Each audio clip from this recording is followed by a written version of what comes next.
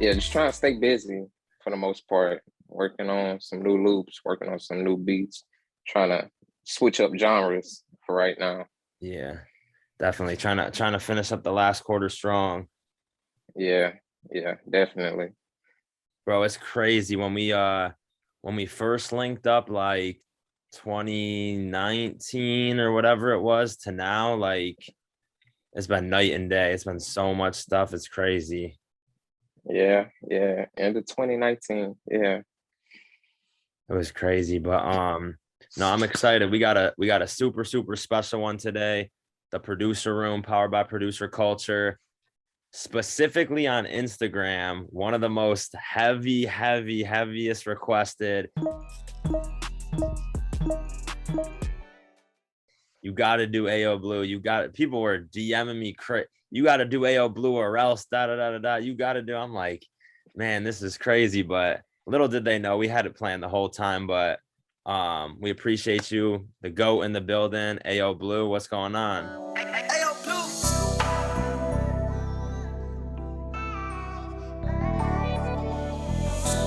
Bleu. What's going on? Appreciate y'all, man. Appreciate it. Definitely. No, excited to get into it for sure. But as far as kind of like those starting moments go, like how did it kind of all start off for Ayo Bleu? Where are you from? Where are you based out of now? Um, Born and raised in Baton Rouge, Louisiana. Been pretty much playing like drums since I was like 1.5. Um, in high school, I did band, did that in middle school as well. But in high school, 10th grade year, sophomore year, one of my partners, he was doing beats in the back of the classroom, and that's how I kind of got into FL Studio. He gave me a crack version of FL10, I believe. That was it at the time. So then junior year, I actually purchased the full version of FL Studio. After I graduated, TNT was the main person that reached out to me. That was 2018. And then, once I met him and Mook, that's kind of how I got to the point I'm at where I'm at right now, as far as producing, knowing everything I need to know. It was a big shout out to them because, those are two guys that reached out to me at an early point and got me where I'm at now. Yeah, a huge shout out to TNT for sure. We've already showed them all the love. We finally got the TNT episode in, but Mook too. Mook is definitely one of them guys, man, who always stayed with one, always was ready to kind of pull everyone else up. But yeah, man, that's awesome. So around junior year, you finally download the official version of FL for yourself, and that's when you really start going. As you're doing it at first, are you kind of almost just like doing it to do it? Is there any real like point that you're doing it at first? Are you like giving it to smaller artists or trying to post it anywhere? Or are you really just doing it because it's fun to pass the time? At that time, I'm like music heavy at that moment. So I'm just trying to learn everything I can. I know at that point, I wanted to do something music related, as a career. I mean, at school, they had rappers and everything. So, I would dish off what I could. I mean, at that starting point, I wasn't nowhere where I'm at now. So it's like, I was getting real criticism at that moment. So after that, I just kind of did it for fun, just to learn and everything. Definitely. You spoke to kind of being in the band when you were younger. It's interesting. This has come up with both Forever Rolling and Flex for sure. And I think we've spoken to other people about it as well. Do you think that kind of like maybe not an advantage as opposed to other people, but was that something that was like beneficial to have in your back pocket? Do you think that helped you when you moved fully into like actual beat producing? Oh yeah, most definitely. See, like I said, I did drums. I was a percussionist. So being a percussionist, you had to learn mallets and marimba and everything. So learning that, which made me learn my skills and everything. So I was kind of keen to, skills coming into producing. So I knew what sounded good and what didn't sound good together. As far as chord progressions and everything, I had to, learn that fully on the keyboard. I wasn't able to really do that with the marimba and the glockenspiel and everything in band. But yeah, it definitely played a key part, in my producing career. Definitely. So you have the band background that helps you a little bit when you're getting going. You spoke to kind of being like a self-starter, like you were just learning everything in the beginning, making sure you can figure it all out. TNT and Mook tap in early, and that's kind of like a little bit of your in. And then at what point does it really like start working? And Ayo Bleu is actually someone who's attached to like songs that are coming out, whether on YouTube or full placements. And who was some of those first people to ever use your beats? Um, I believe it was New Year's Day 2020. Um, I woke up to an Instagram notification.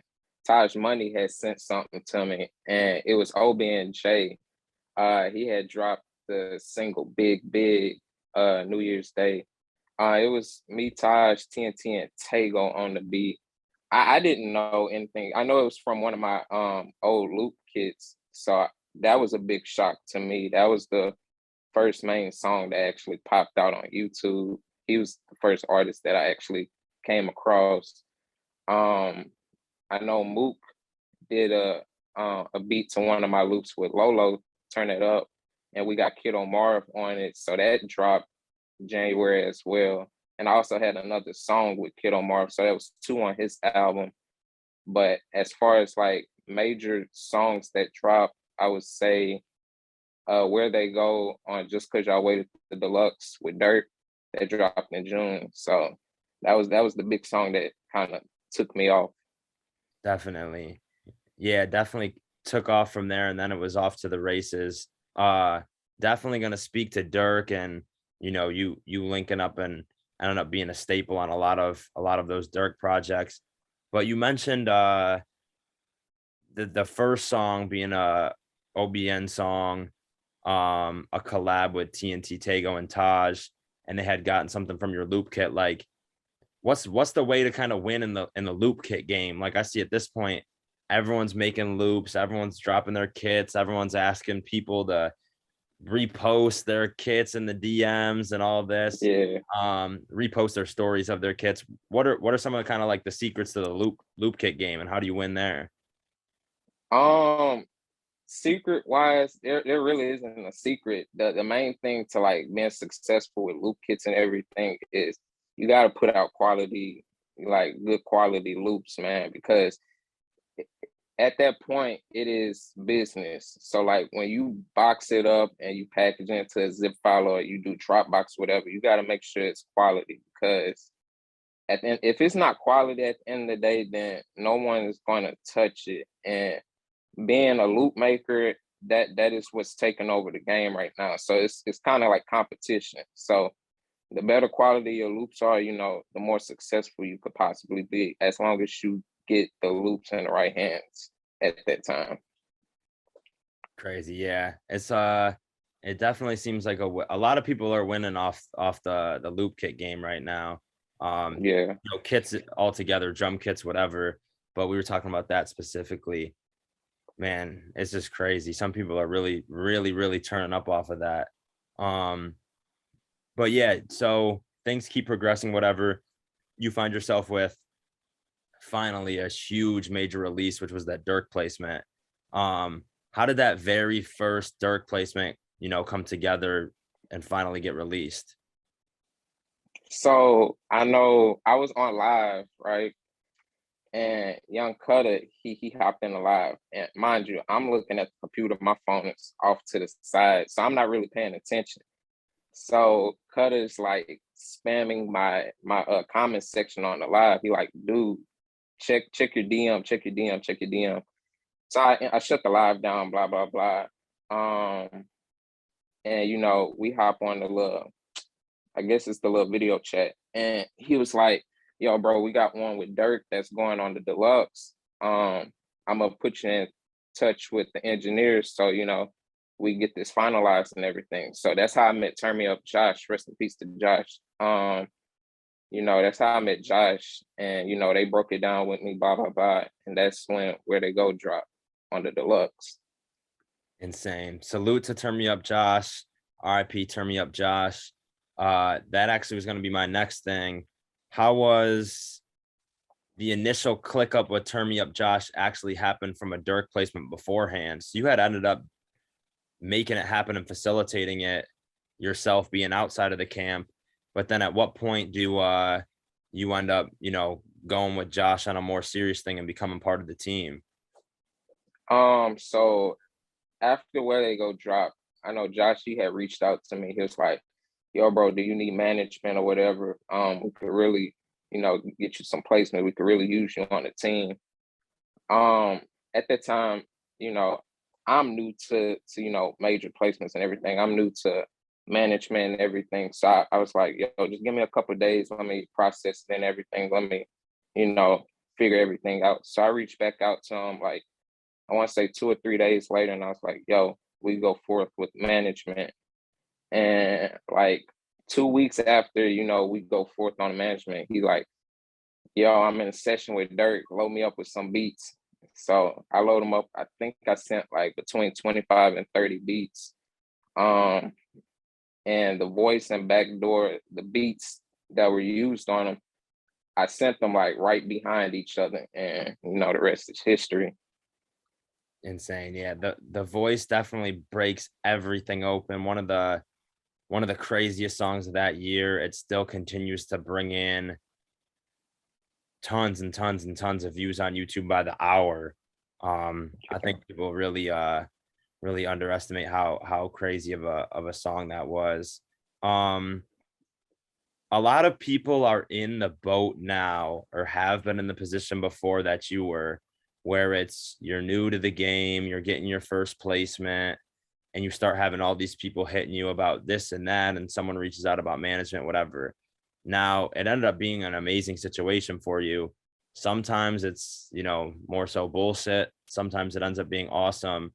For you, what was kind of some of the things and like the how you felt when you were getting reached out at that point, and just how did those conversations go that made you think like, okay, I definitely think this is something that makes me want to roll this way?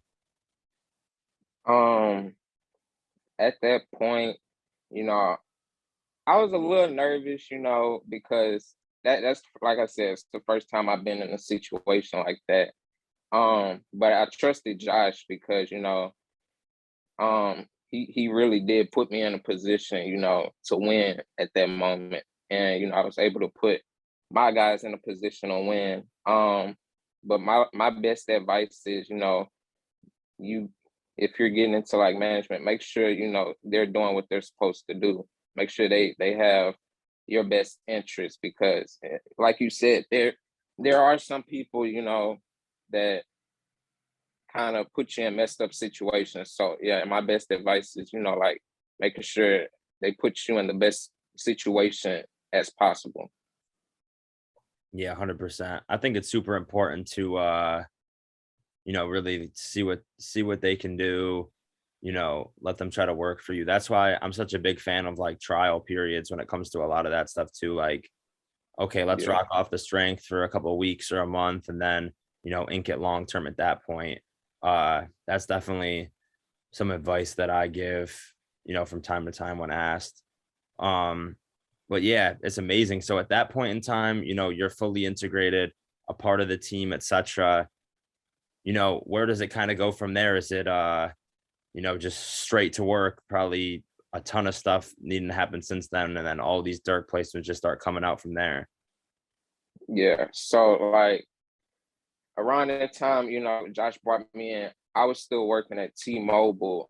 But things started getting a little hectic, with Dirk's situation. He's working on, the voice album at the time. And, me being at work for 12 hours a day, I'm a little drained and everything. So um around the time, I leave T-Mobile, I could focus on my music and everything. So um I remember Josh, I think I missed a call because I was getting off from work. I had missed a call from Josh, and I reached back out to him the next day. He was like, "Yo, bro, we got 9 on the voice album, such and such."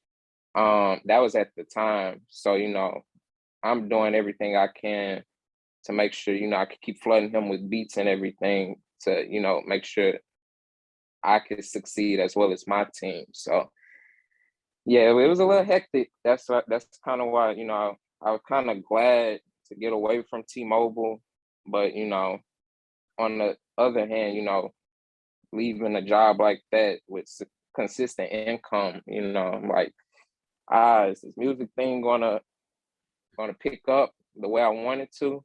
And Yeah. luckily it did. So Yeah, it's definitely like a little bit of a leap of faith for sure. What was my guy Blue doing at T-Mobile? You were slinging phones. What you have going on over there? yeah, I was a assistant manager at T-Mobile, and then when Corona came in, bruh, it kind of demoted me, so I got demoted to a sales rep. Um, I was kind of glad to get away from because it's slow, and it's not much we can do. So but yeah, I was a sales rep. So hey, You said sort of glad to get away from it. I'm sure T-Mobile was great and all, but leaving T-Mobile to get platinum plaques is definitely a little bit of an upgrade for sure. oh yeah, most definitely. Wait, so how does that call go? They go, hey, you know, COVID pandemic's going bad. Just to let you know, you're getting a demotion. How does that call go? So it wasn't really a call like that, but it's like Corona hit, they had to shut some stores down. And our store was the main one to get shut down. So we had to move to another store that had 5 people in, hey, you're getting demoted to sales rep, that kind of, dropped my heart down a little bit because I'm like, dang, I only had the assistant manager position for like 3 months and then this happened. So I mean, yeah, it was kind of tough, but at the end of the day, it is what it is. Definitely, it all worked out. And I joke, of course, about how you know, plaqued up producer Ayo Blue gets the call and gets demoted at T-Mobile. But at the same time, a lot of people, lost what they had going on altogether during Yeah, pandemic. So it's a little bit of a blessing in disguise that you got to stick around and have that consistent income, and also, it all worked out to getting you to this point now. Uh, yeah. One thing that was clear to me, and it's really cool that you kind of spoke to those early days when you didn't even really know what was going on with the first placements and stuff, because when the pandemic really started hitting and Clubhouse got so big, we were sitting in a couple of those rooms, and I just remember it was like so apparent that you had kind of like excelled to one of these, like, not bigger or more mainstream as far as like placements and mainstream goes, although that was happening, but you had really made it your business to understand the business and, kick it back to people asking questions on Clubhouse. I remember those moments really, really, really strongly. Speak to that a little bit. Like, there's so many up and coming producers now who just have no idea what's going on with the business, and they're doing this and that or whatever.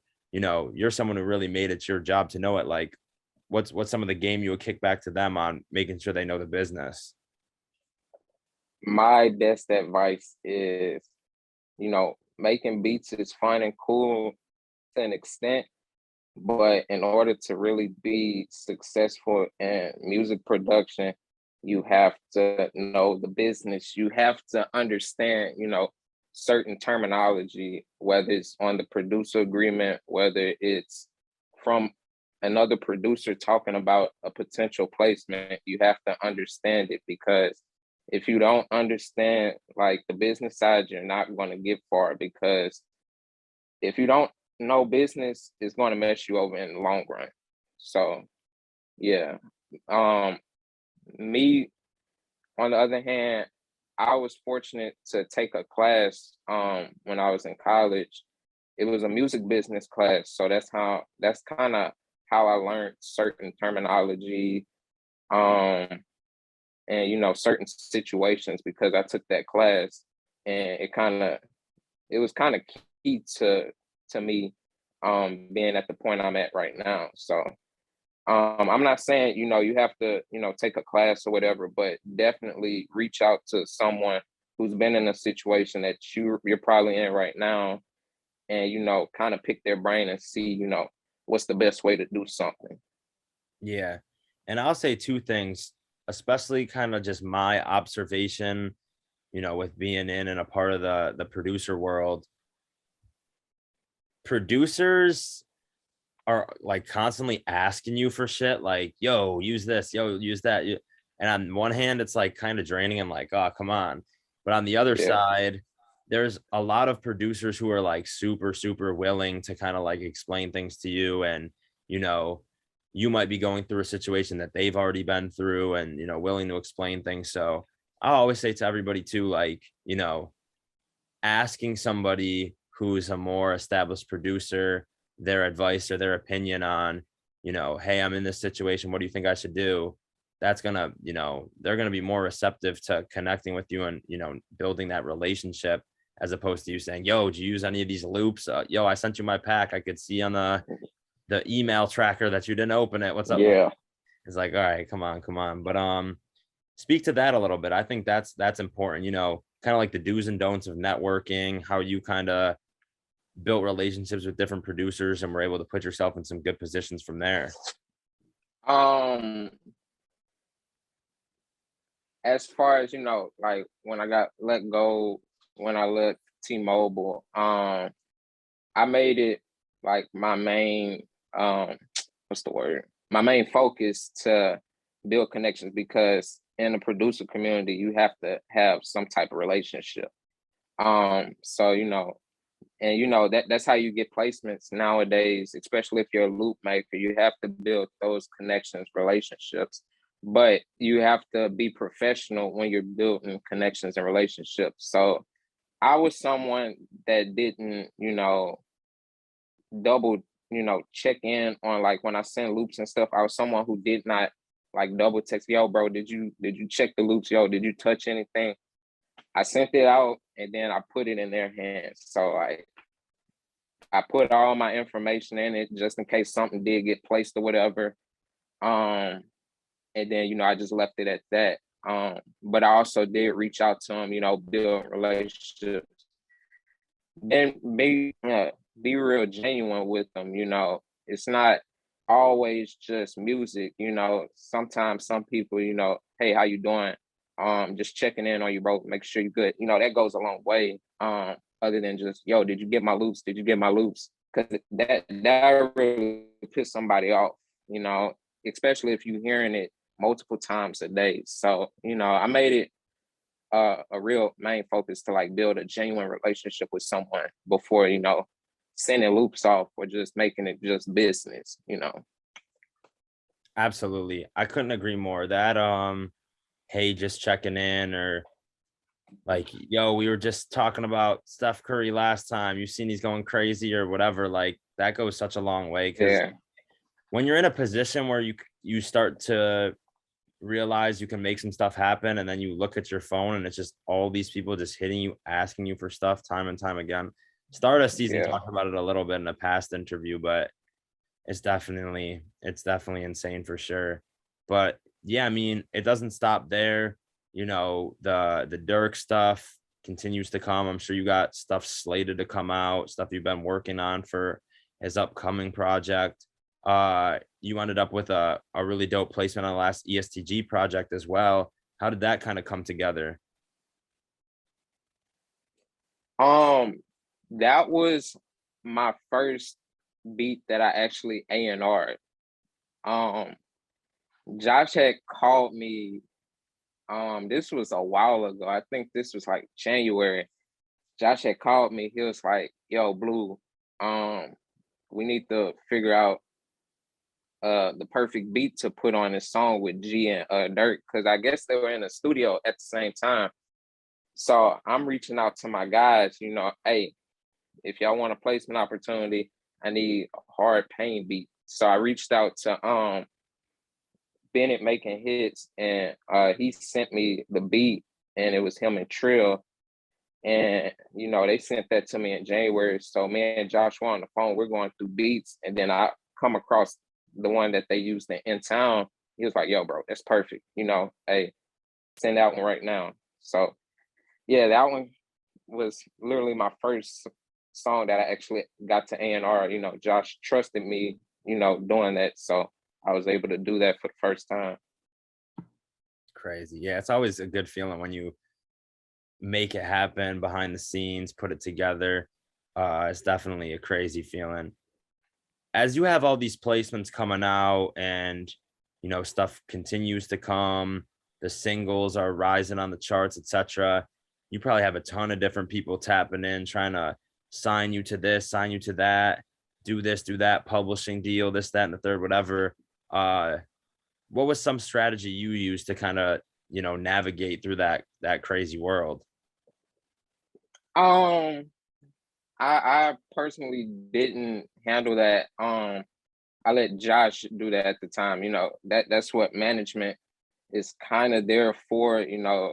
As a producer, you want to focus on beats and everything, but you still have to be tapped in on the business side from time to time. But I trusted Josh with the publishing and admin or whatever. I wanted them to do their job with that. That way, I could focus on getting my music out, and doing the fun part. So yeah, that's kind of how we winded up under Warner Chappell. I let Josh handle that because yeah, it was multiple offers on the table, but Warner Chappell was the best one at the time.